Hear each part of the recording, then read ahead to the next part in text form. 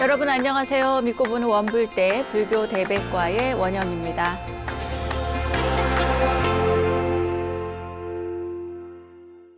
외국에 나가면 누구나 애국자가 된다고 하죠. 평소 느끼지 못했던 내 나라에 대한 감사함, 고마움이 피부로 느껴져서가 아닌가 싶은데요. 외국에 나가 높은 건물에 걸려있는 한국 기업의 광고판을 보고는 살짝 마음이 일렁인 적이 있습니다. 얼마나 많은 노력의 땀방울들이 저런 자랑스러움을 만들었을까 하는 생각에서요. 그런 얘기가 있죠. 한국 사람들은 알래스카에서 냉장고를 팔고 아프리카에서 히터를 팔고 이런 감동이 있기까지 신발에 김이 날 정도로 뛰고 또 뛰고 있는 많은 분들, 그리고 오늘도 묵묵히 자신의 자리에서 최선을 다하고 있는 모든 분들께 힘과 용기를 전해드리고 싶습니다. 원불대 가족 여러분 모두 힘, 파이팅입니다. 언제나 여러분을 응원하고 지지하는 시간 원영 스님의 불교 대백과 오늘도 힘차게 출발해 보겠습니다. 여러분 어서 모이세요.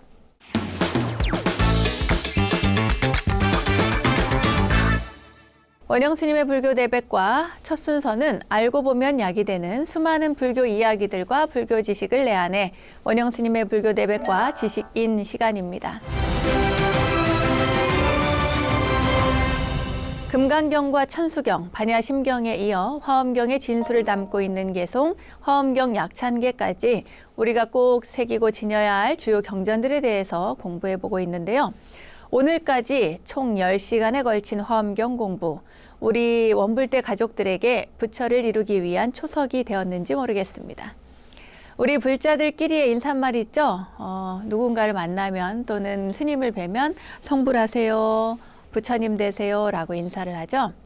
부처님 가르침을 따르고 올바른 신심을 키워가는 우리 모두의 목표, 그 종착지는 바로 성불, 부처를 이루는 것입니다.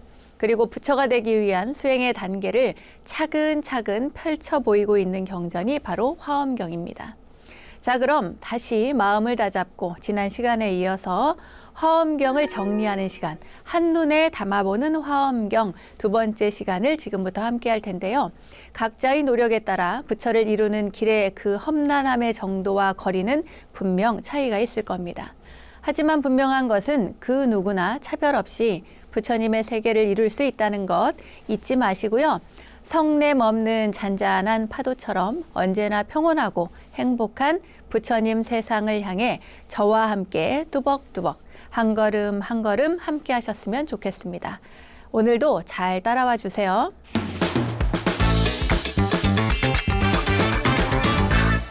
자, 지난 시간에도 말씀드렸지만 화엄경은 부처님께서 깨달음을 성취한 직후의 그 상황과 깨달음을 성취할 쉬운 두 가지 방법에 대한 자세한 안내서입니다. 7처9의 설법, 그러니까 7장소에서 9번의 설법에 따른 각 품의 내용을 지난 시간에 이어서 오늘도 자세히 설명을 해드릴 텐데요. 지난 회차를 안 보신 분들은 찾아서 꼭 공부를 하시길 바랍니다. 자, 그럼 한눈에 보는 화엄경의 세계, 오늘은 6번째 설법부터 이어가도록 하겠습니다. 7처9회의 6번째 설법은요, 욕계 제6천인 타화자재천궁에서 합니다. 보살은 원력으로 탄생하는 것이니 십회양 수행을 통해서 성숙된 보살의 지혜, 나눔의 정신을 보여주면서 보살의 길에서 부처의 길로 그렇게 전환이 되는 십지법문을 금강장 보살님을 통해서 들려줍니다. 보살이 성불해가는 그 과정 중에 하나인 것이죠. 7처9의 설법 가운데 가장 중요한 6회차 법회가 드디어 욕계 6천의 가장 높은 곳 타화자재 천궁에서 열리는 겁니다. 여기에서 십지품을 이야기하는데요. 이 십지품 한 품만 이렇게 설해지고 있습니다. 그리고 십지품은 범어로 된 원문이 있어서요. 보통은 십지경이라고 해서 독립된 경전으로 보기도 합니다. 앞서서 행복을 나누는 그러한 회향을 하고 나면 자신이 머물고 있는 자리에서 흔들림 없이 불태전에 정진을 해야 하는데 이때가 수행자로서는 가장 중요한 시점입니다. 십신, 십주, 십행, 십회양 이 과정을 통해서 이룬 그 대자 대비한 그 마음과 또 대원, 큰 원력을 가지고 십지에 이르게 되는 건데, 십지에서는 십바라밀 수행을 통해서 공덕을 쌓을 때 비로소 자리이타의 보살의 삶이 완성이 된다는 이야기입니다. 중생은 오로지 자신을 위해서 기도하고 수행하면서 살지만 보살은 그렇지 않다는 거예요. 보살은 중생의 행복을 위해서 수행을 하고 공덕을 쌓아갑니다. 모든 부처님의 삶은 일체 중생의 행복을 위해서 산다는 것, 그것을 이 법회에서 부처님은 설하고 계신데, 말하자면 부처님은 미간의 이 백호상에서 광명을 발하시는데 그 광명을 누가 받냐면 금강당 보살이 받아요. 그래서 금강당 보살이 수많은 금강당 부처님에게 그 가피를 받게 되는데, 그때의 보살 대지의 산매에 들어가서 그 가피를 받습니다. 그때 시방의 금강당불이 모두 다 이렇게 손을 모으니까 그 수많은 부처님들이 그 손이 하나가 되어서 금강당 보살의 이마를 이렇게 어루만지면서 이야기를 합니다. 뭐라고 하냐면요. 금강당이여, 이렇게 산매에 잘 들어있으니 너무나 훌륭하다. 이것은 바로 시방의 모든 부처님께서 너를 위해 가피한 것이다. 비로자나불의 본 원력이며 그대의 수승한 지혜의 힘이기도 하다. 그대가 부사이한 불법의 광명을 설하는 능력을 갖추어 보살 십지를 이루어 모든 중생들을 성숙시키려 함을 명심하라. 이렇게 하면서 그 손으로 그 마정수기를 하는 거예요. 이마를 만지고. 이렇게 마정수기를 받고 금강당 보살이 산매에서 깨어나서 설법을 시작을 합니다. 그때 뭐라고 하냐면, 불자들이여, 모든 보살의 서원은 바로 모든 부처님들의 서원과 같습니다. 일체 중생을 구제하려면 모두 부처님의 지혜의 자리에 들어가야 합니다. 과거, 현재, 미래의 모든 부처님들이 다 여기에 머물며 설법하고 계시니 오늘 저도 여기에서 설법하려 합니다. 바로 십지가 나오죠. 환희지, 이구지, 발광지, 염해지, 난승지, 현전지, 원행지, 부동지, 선해지, 법운지입니다. 불자들이여, 이 십지는 보살마살이 보리로 가는 가장 좋은 길이며 청정한 법의 광명문입니다. 라고 하면서 그 십지에 대한 이야기를 시작을 하는 겁니다. 지난번까지 저희가 설명하면서 십지 내용을 다 설명을 했지만 굉장히 중요하기 때문에 여기에서 다시 한번 짚고 넘어가도록 하겠습니다. 첫 번째는 기쁨에 넘치는 지, 환희지죠, 환희지. 보살이 수행할 때 항상 선근 공덕을 깊이 심고 모든 행을 잘 닦아 도를 돕는 법을 잘 챙기고 모든 부처님께 공양하는 청정한 법을 원만히 이루면 광대한 지혜를 내어서 보살의 지인 환희지에 든다는 내용입니다.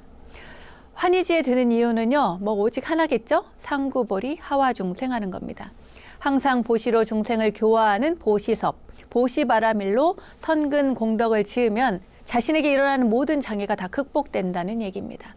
언제나 큰 자비심으로 중생을 위한 마음자리를 지니고 있는 것이 바로 이 첫 번째 초지, 바로 환희지 수행입니다. 두 번째는 이구지인데요. 여일리자의 떼구자입니다. 그러니까 떼를 벗는 거죠. 그 떼는 바로 번뇌를 말합니다. 몸으로 하는 살생, 투도, 사음, 입으로 하는 망어, 기어, 양설, 악구와 생각으로 하는 탐진치, 이 모든 것을 청정하게 하는 십선업도를 실천하고 사서법 가운데 애어섭, 육바라밀의 지게바라밀, 특히 대승의 계율인 삼치정계로 모든 번뇌의 때를 벗는 지위로 이구지라고 합니다. 모든 번뇌의 때와 온갖 잘못과 허물의 때를 떠나는 경지, 바로 이 이구지인데요. 십바라밀에서 청정한 계율을 주연바라밀로 수행하는 단계입니다.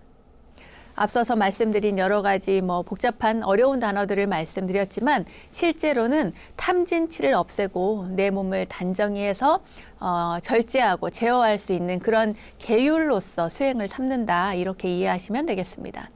세 번째는 지혜의 광명이 나타나는 발광지입니다. 빛광자죠. 그 빛을 발한다는 뜻입니다.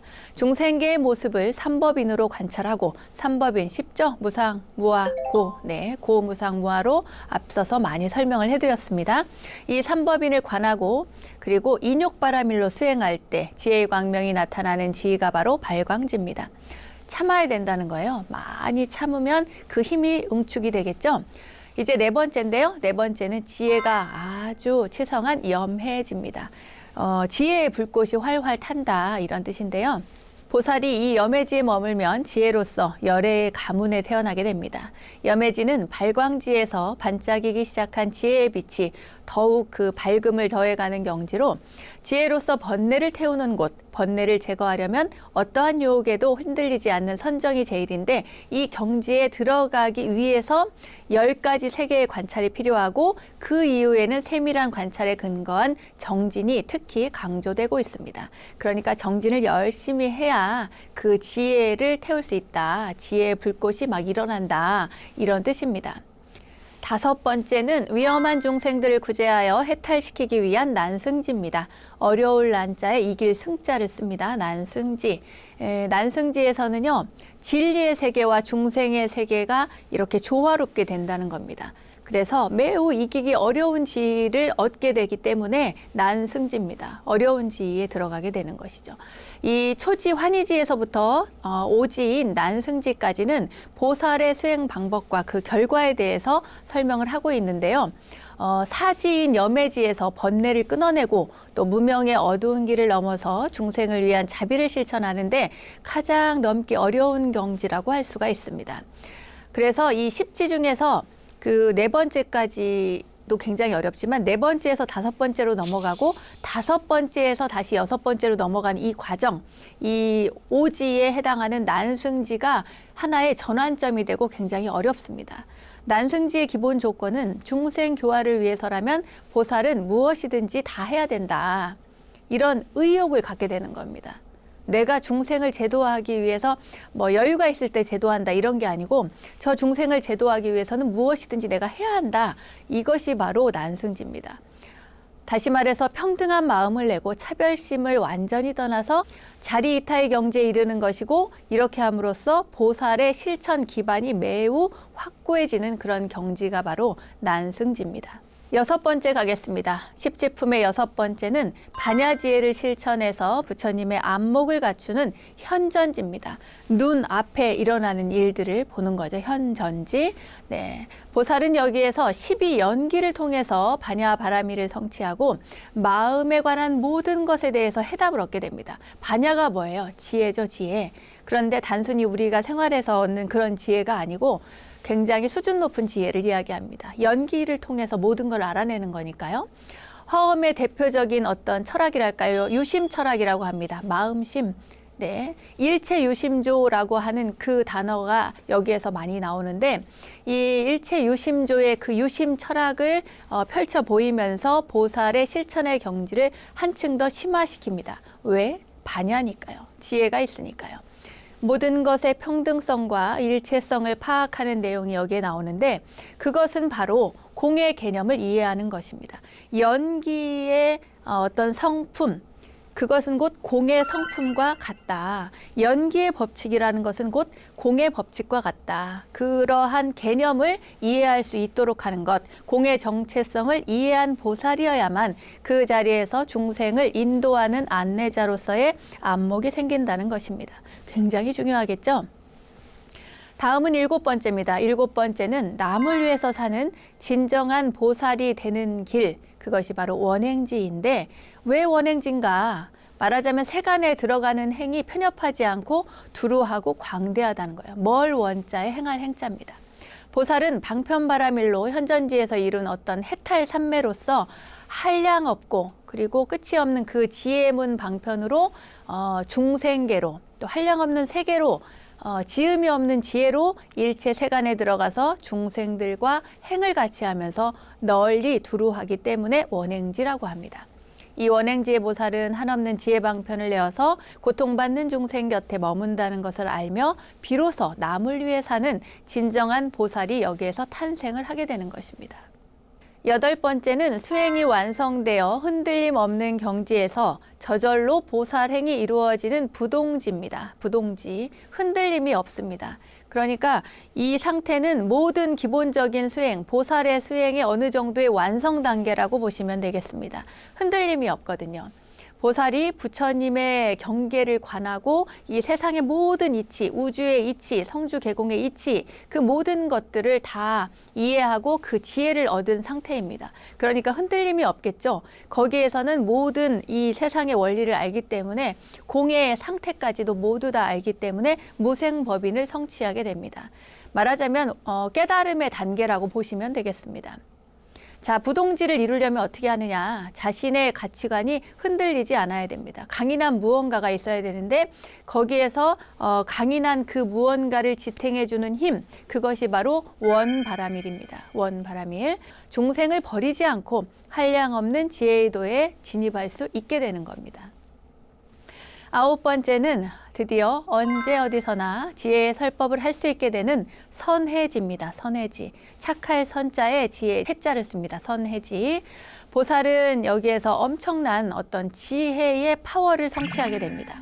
깊은 지혜의 경지인 이 선해지에 머물게 되면 어떤 곳에 가도 어디에 가서도 그냥 술술 설법을 할 수 있는 그런 능력이 생긴대요. 정말 최고의 법사가 되는 거죠. 모든 종생들의 마음과 모든 근기와 욕망을 다 알아서 그 근기에 맞게 맞춤 설법을 할 수 있게 됩니다. 그것이 바로 선해지입니다. 10번째는 모든 이들을 그 평화로운 세계로 인도하는 법운지입니다. 법자의 구름 운자를 써요. 그러니까 말하자면 구름을 타고 법의 세계로 데려다 주는 것인가 하는 그런 느낌이 들 정도로 어떤 법운지의 세계는 큰 법신을 얻어서 자유자재한 그러한 능력을 구족하게 되는 겁니다. 보살은 여기에서 그 지혜의 구름이 널리 이렇게 하늘에 퍼져 있다가 비를 내릴 때 감노의 비로서 세상에 내리게 되는데 그 비가 내려진 곳은 모두 전쟁도 사라지고 기아도 사라지고 기쁨이 넘치는 행복의 땅, 말하자면 불국토의 평화세계로 변하게 된다는 얘기인데요. 보살이 그런 역할을 할 수 있게 지혜의 바라미를 완성해서 큰 법우, 말하자면 법의 비를 내리려면 법의 구름이 있어야 되겠죠. 그래서 법구름인 법운지를 성취하게 되는 것입니다. 육바라밀 가운데 반야바라밀도 부처님의 지혜지만 여기에서 시작해서 방편, 월역을 더해서 더욱 성숙해지고 그 뒤에 나타나는 지혜바라밀, 마지막에 치바라밀, 이것은 바로 그 지혜가 완성되는 것입니다. 반야바라밀은 우리가 보통 생각할 때 아직 바라밀이 진행 중인 거고요. 마지막에 지바라밀은 말하자면 바라밀이 끝난 겁니다. 이제 모든 지혜가 완성이 된 것이죠. 이렇게 중생교화의 방편이 모두 만족하여 삼매를 얻고 부처님의 지위를 성취하게 되면 아름다운 이 황금 연꽃이 피어난대요. 그래서 보살들을 그 꽃 안으로 그 연꽃 속으로 모신다고 합니다. 여기에서 바로 십지가 완성되는 것입니다. 이제 7처구의 설법 가운데 7번째 설법에 대해서 설명을 해드릴게요. 7번째 설법은 법회 장소가 이 천상에서 다시 지상으로 내려옵니다. 보각명전에서 이루어지게 되는데 보살의 성불 직전을 보여주는 등각의 모습이 나타납니다. 그러니까 총 11품으로 이루어져 있는데요. 제7회 법보리도량 보각명전에서 두 번째 법문을 하실 때 부처님 미간에서 여기에서요 이제 방광을 하게 되는데 열의 출현 광명이라고 합니다. 그 빛의 이름을 열의 출현 광명. 이 빛이 나와서 열의 성기 묘덕보살의 이 정수리로 들어가고 그리고 부처님 입 속에서는 무의 대광명. 그러니까 무에는 걸림이 없다는 것이고 무외라고 하는 것은 두려움이 없다는 겁니다. 그 대광명이 이렇게 나오는 겁니다. 입속에서. 그리고는 다시 그 빛이 보현보살님의 입속으로 들어갑니다. 부처님이 보시는 곳을 함께 볼 수 있는 능력이 이루어지는 등각. 그러니까 부처님이 보는 곳을 또 만약에 내가 등각에 올랐다 이러면 다 볼 수 있는 거예요. 그 능력을 이루어지게 되고 깨달음의 어떤 터닝 포인트가 이루어지는 그런 묘각의 도입부가 이 7회 보각명전에서 시작이 되는 것입니다. 여기에서는 이제 여러 가지 11품이 나오는데요. 십정품부터 시작을 하겠습니다. 십정품에서는 보안보살님이 부처님 광명 속에 머물며 삼매에 들어서 부처님의 능력과 똑같이 설법하는 보살들을 보면서 어떻게 그렇게 자유자재한 삼매 해탈이 있을 수 있는가 하고 묻습니다. 그러니까 부처님께서 보현보살님에게 10가지 산매에 대해서 말을 하라고 하니까 보현보살님께서 지혜의 근본이 되는 10가지 선정에 대해서 직접 들어서 보안보살과 모든 보살님들에게 10종 산매를 보여주면서 법문을 합니다. 이것이 바로 십정품입니다. 그 다음은 십통품, 십통, 말하자면 10가지 신통이겠죠. 모든 부처님의 보강명지혜로 중생을 이롭게 하는 자제함과 업보의 신통에 대한 가르침을 담고 있습니다. 이 십정과 십통, 우리가 이제 약창기 할 때도 십정, 십통, 십인품 이렇게 하면서 설명을 해드렸죠. 십정과 십통은 이 둘은 반드시 함께 가는 짝이라고 보시면 됩니다. 선정이 있어야 신통이 생길 수 있고 또 신통이 있다는 것은 결국 어느 정도 선정을 이루었다는 것이겠죠. 이때 지혜는 전에 지니고 있던 그런 지혜와는 그 격이 달라서요. 등각에서는 제한이 없습니다. 장애도 없어요. 모든 중생을 원만하게 장애 없이 교화할 수 있는 것입니다. 보통은 우리가 신통 얘기하면은 뭐 천안통, 천이통, 타심통, 신족통, 숙명통, 누진통 이렇게 이야기하는데 이 화엄경에서는 10가지를 이야기합니다. 타심통, 천안통, 숙명통, 미래통, 천이통, 신족통, 언음통. 이 언음통은 모든 언어와 소리를 이해하는 거예요. 언음통, 색신통. 핵신통은 몸을 변화시킬 수 있다는 겁니다. 법지통, 모든 법의 진리를 다 안다는 거고 누진통은 걸림없는 지혜를 이야기합니다. 이렇게 십신통을 이야기하고요. 그리고 그 다음에 십정, 십통, 십인품의 그 십인품을 이야기하겠습니다. 십인품은 걸림없는 지혜가 생기는 길입니다. 세상을 보는 10가지 지혜의 법을 체득하는 품이죠. 지식이 지혜가 되기 위해서 모든 경험을 잘 인지하라는 가르침을 펼치고 있습니다. 그 다음에 아승지품인데요. 아승지품에서는 그 심왕보살님이 부처님께 부처님의 수승한 덕을 왜 무량이라고 하는지, 무수라고 하는지, 무변이라 하는지, 불가수라 하는지, 불가량이라 하는지, 불가설, 불가설전이라 하는지 그것을 묻습니다. 왜 그렇게 표현하는지. 그러니까 중생은 본래 숫자를 좋아하기 때문에 그들을 위하여 부처님의 깨달음의 경지가 헤아릴 수 없이 많음을 나타내고 있는 품으로서 수의 어떤 우리가 알고 있는 숫자의 무한성을 통해서 진리의 세계가 그와 같음을 보여주고 있습니다. 다음은 열의 수량품인데요. 열의 수량 말하자면 열의 수량입니다. 수명의 양. 부처님의 수명에 따라서 부처님의 덕성을 시간의 무한성을 통해서 밝히고 또 화엄 속에 이 순간과 영원이 함께 공존한다는 가르침을 설하고 있습니다. 다음 보살 주처품에서는요. 등각의 6개의 법문으로 모든 곳에 계신 보살의 활동상에 대한 가르침을 나타내는 품입니다.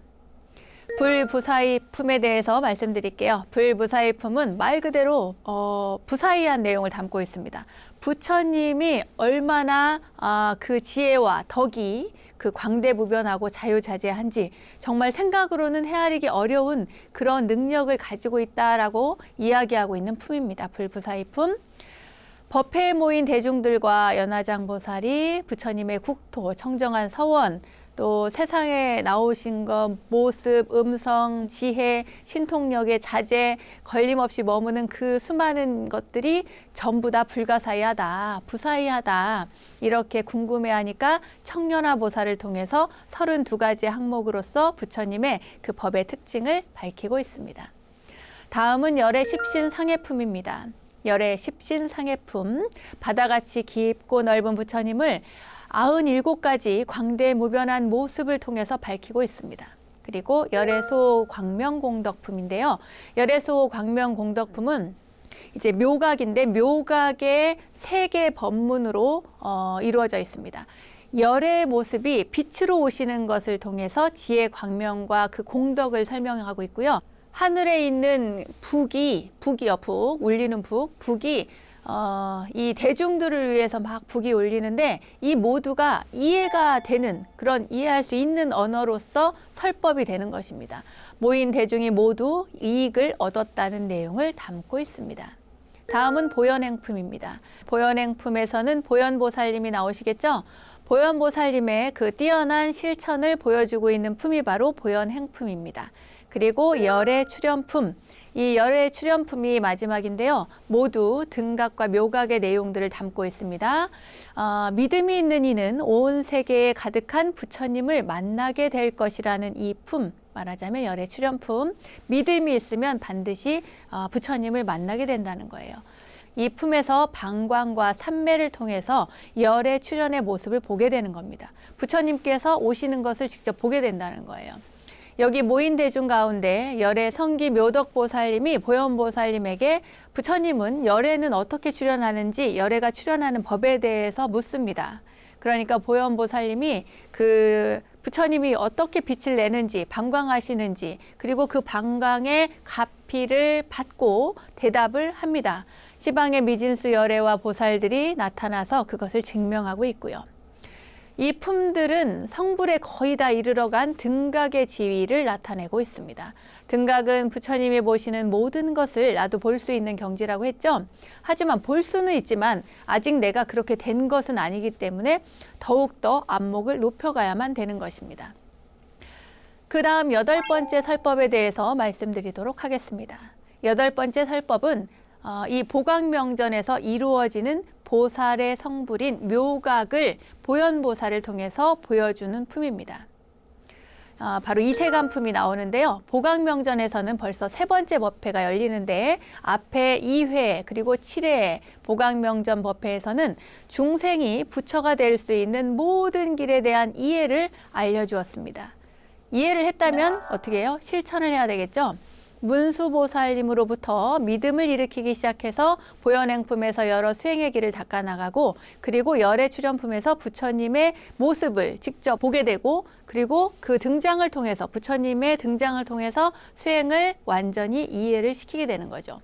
이것은 자리이타의 그 자리행에 대한 내용이었는데, 이제부터 나오는 이세간품에서는 자리행보다는 온전한 이타행만을 강조합니다. 일체 모든 부처님이 모두 자기의 불가를 이룬 뒤에 늘 중생을 이롭게 하는 실질적인 그 깨달은 이의 삶을 보여주고 있습니다. 자, 깨달은 이는 어떻게 살 것인가? 중생이 부처님이 되고 싶어하는 그런 보리심을 내면 사실 그때부터 보살 수행자가 되죠. 보살은 끝없는 수행을 통해서 점점 부처의 길로 나아갑니다. 그동안 우리가 공부하면서 십신, 십주, 십행, 십회양을 거치고 굳건한 마음으로 이루어진 십지에 도착해서 부처님 같은 안목을 갖추는 이 등각에 이르러 드디어 부처님을 뵙게 되는 것입니다. 부처님께서 지금 막 부처가 되려는 보살에게 전하는 말씀, 그것이 바로 보현행원이었던 것이죠. 그리고 이세간품이 이렇게 다 끝나고 난 다음에 9번째 설법을 하시게 되는데, 9번째 설법은 기수급고독원에서 부처님께서 보현보살님과 문수보살님과 함께 그렇게 설하신 입법계품이 나옵니다. 입법계품은 선제동자의 구법순례기죠. 다시 말해서 화엄경의 그 7처 9회의 마지막 설법이 바로 제9회 설법인데, 그 9회 설법은 입법계품으로 되어져 있습니다. 사이구 기소급고독원에서 이 법회가 열리게 되는데, 기원정사로 더 많이 알려져 있죠. 이곳은 그 예전에 설명드렸습니다. 기타태자와 스타타 장자가 황금으로 땅을 사고 아름다운 숲을 기증해서 만든 곳이죠. 부처님께서 살아 생전에 모두 24번의 안거를 보내며 많은 경전을 설하신 것으로 유명합니다. 화엄경 전체의 가르침은 제8회 설법인 이세간품을 끝으로 마쳤습니다.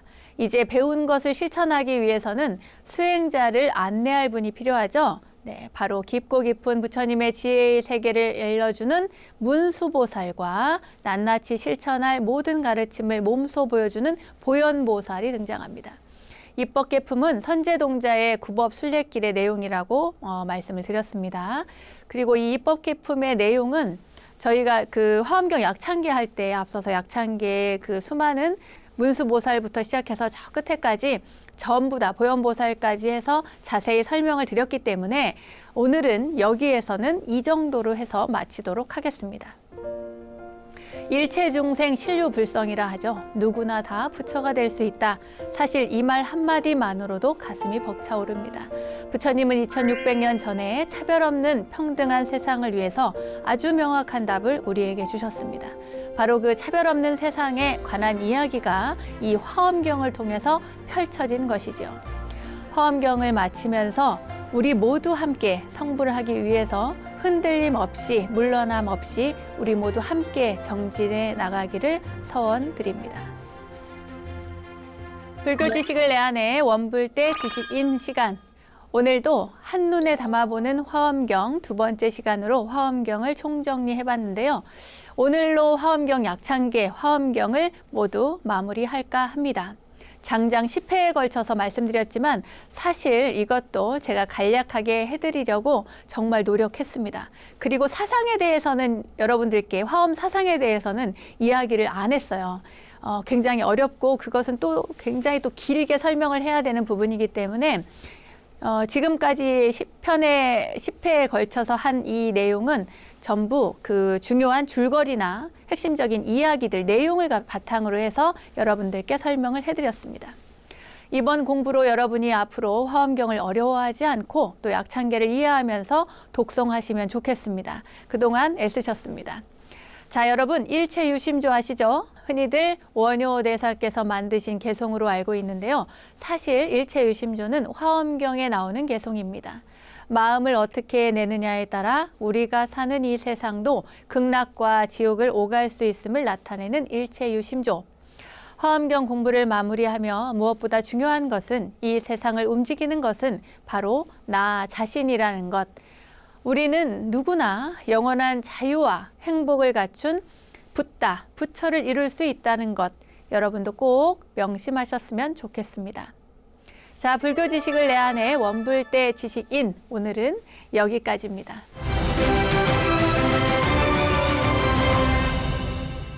저절로 알게 되는 사찰 이야기, 오늘은 이절로 아니 저절로 시간입니다.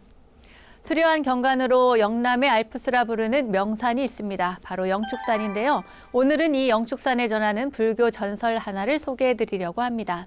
경상남도 양산시 하북면과 원동면 그리고 울산광역시 울주군 산남면에 걸쳐 있는 영축산은 해발 1059m로 가지산 도립공원 구역 내에 자리하고 있습니다. 영축산은 석가모니 부처님께서 화엄경을 설법한 고대 인도의 마가다국에 있던 산 이름에서 유래된 것으로 알려져 있죠.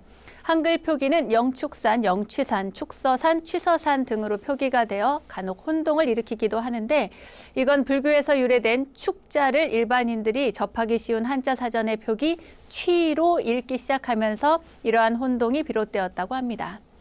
아무튼 이러한 혼동을 피하기 위해서 양산시 지명위원회에서는 2001년부터 영축산으로 확정되어 부르고 있다고 합니다. 자, 그럼 부처님 향취가 가득한 영축산에서 전해지는 깨달음에 관한 전설, 과연 어떤 이야기인지 지금부터 함께 하겠습니다. 법화경 강의로 신통자제하다는 스님을 찾아서 영축산 토굴에 가서 삭발을 한 연회 스님이 있었습니다. 이 연회 스님은 이제나 저제나 하고 법화경 강설을 이 3년이 되도록 나무하고 밥하고 하면서 기다렸어요. 그런데 안 해주는 겁니다, 스승님께서. 그래서 결국 떠나기로 결심을 했어요.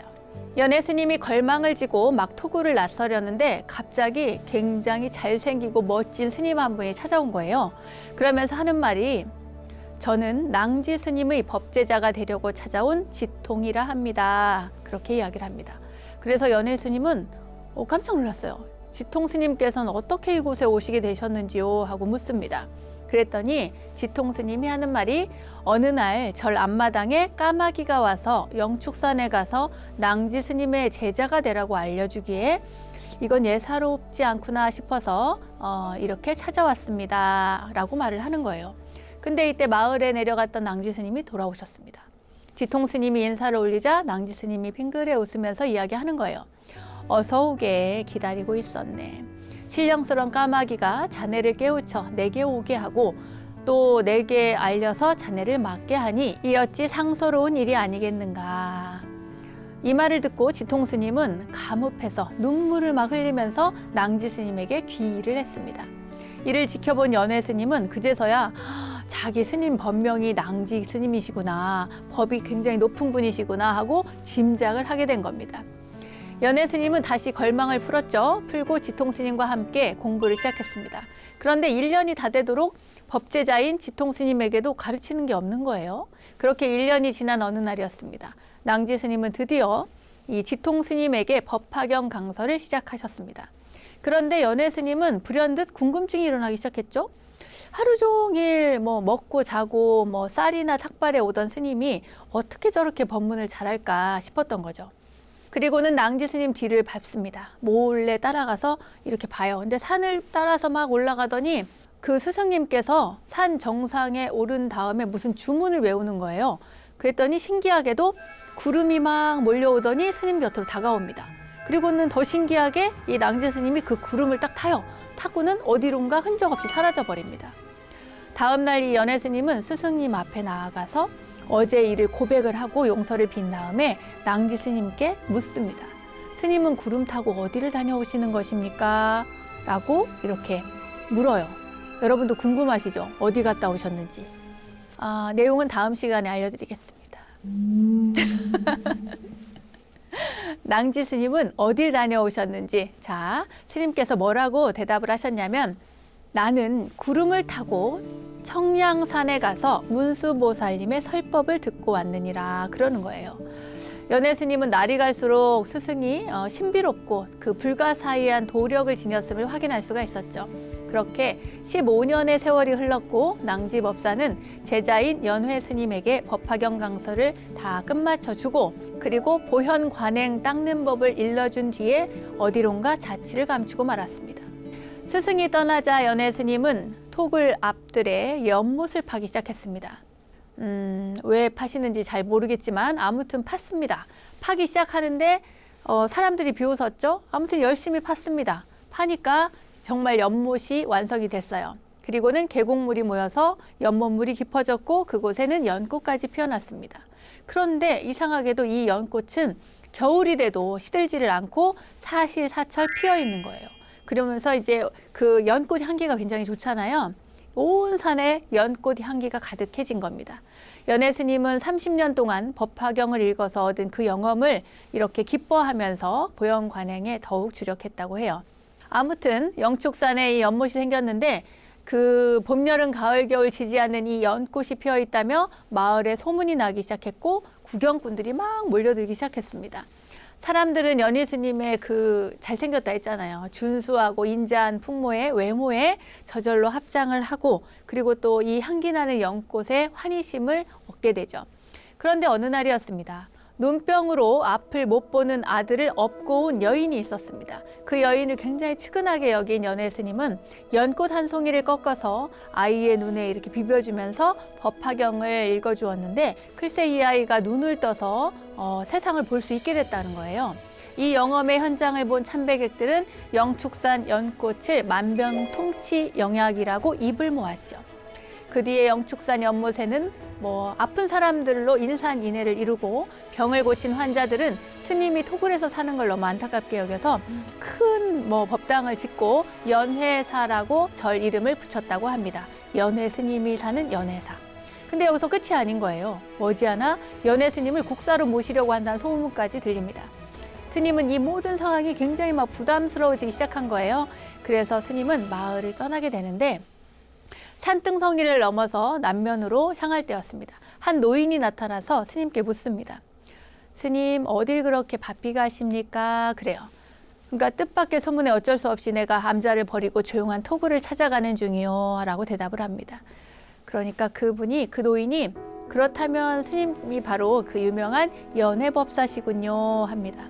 영축산에서 연꽃 장사를 하나, 권력과 부가 있는 국왕 옆에서 연꽃 장사를 하나, 연꽃 장사는 마찬가지 아닙니까?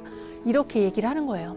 이 말을 듣고 기분이 상한 연해법사는 노인장, 그런 속된 말로 사람을 속물로 만들지 마시오. 이렇게 말하면서 다시 발길을 옮깁니다. 노인은 스님 등을 향해서 크게 외쳤어요. 아이고 멍텅구리 같은 스님, 하나만 알고 둘은 모르면서 무슨 도를 닦는다고 그러는 거예요. 아우, 노인이 셉니다. 그죠? 참으로 높은 법문이라고 생각을 했습니다. 사실은 이 연회 스님은 그 노인의 말씀이 그래 참 높은 법문이구나, 그 말씀이 옳다 이렇게 생각은 했지만 어쨌건 싫으니까 빠른 걸음으로 고갯길을 내려오는데 이번에는 한 노파와 마주친 거예요. 한 할머니랑. 스님 오시는 길에 혹시 그 노인 한 분 못 보셨어요? 라고 묻습니다. 그러니까 스님이 봤는데, 내가 보기는 봤는데 아주 나를 너무 불쾌하게 만들었습니다 하는 거예요. 아이고, 이런 답답한 스님을 봤나. 그분은 바로 문수보살님의 화연이십니다. 그러는 거예요.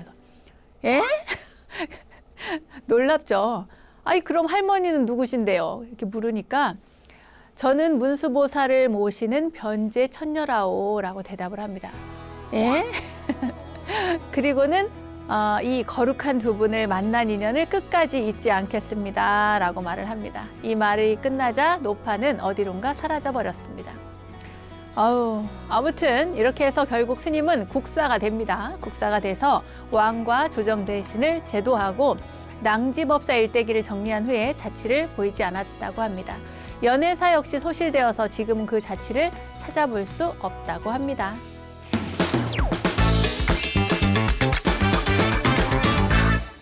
원영 스님의 불교 내백과 오늘도 즐겁고 유익한 시간 되셨나요? 세상의 모든 불교 이야기를 모아서 전해드리고 있는 원영 스님의 불교 내백과 오늘은 불제자들의 필수 상식, 재미있는 화엄경 이야기라는 주제로 한눈에 보는 화엄경 마지막 공부 시간이었고요. 연회 스님의 깨달음 이야기가 담긴 영축산의 전설까지 전해드렸습니다. 알매지혜가 가득한 시간 원불대, 오늘은 여기까지입니다. 다음 원불대 이야기들도 기대해 주시고요. 저는 여기서 인사드릴게요. 믿음직한 원불대, 믿고 보는 원불대, 다음 시간도 잊지 마세요. 감사합니다.